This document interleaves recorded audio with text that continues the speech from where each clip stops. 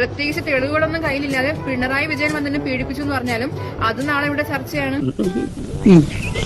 സാധാരണ ജനങ്ങളെ ബാധിക്കുന്ന ഒരുപാട് വിഷയങ്ങൾ ഇവിടെ നടക്കുമ്പോ ഈ ഒരു സീരിയൽ ഗർഭം ചർച്ച ചെയ്യാൻ ഉളുപ്പില്ലേ ചാനലുകാരെ നിങ്ങൾക്കൊക്കെ? അതൊന്നും എനിക്കറിയാൻ മേല.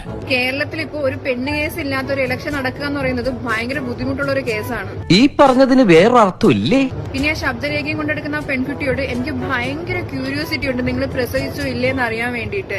പ്രസവിച്ചിട്ടുണ്ടെങ്കിലും മിക്കവാറും കുട്ടി കാണാനും രാഹുൽ മാങ്കൂട്ടത്തിനെ പോലെ ആയിരിക്കുമല്ലോ അല്ലേ?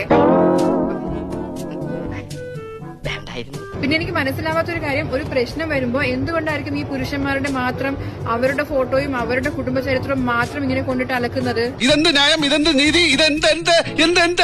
ഈ പെണ്ണുങ്ങൾക്ക് എന്താ ഊരും പേരും ഒന്നുമില്ലേ? അല്ലെങ്കിൽ എന്താ ഈ പെണ്ണുങ്ങൾക്ക് പ്രത്യേകിച്ച് വല്ല കൊമ്പും ഫിറ്റ് ചെയ്ത് കൊടുത്തിട്ടുണ്ടോ?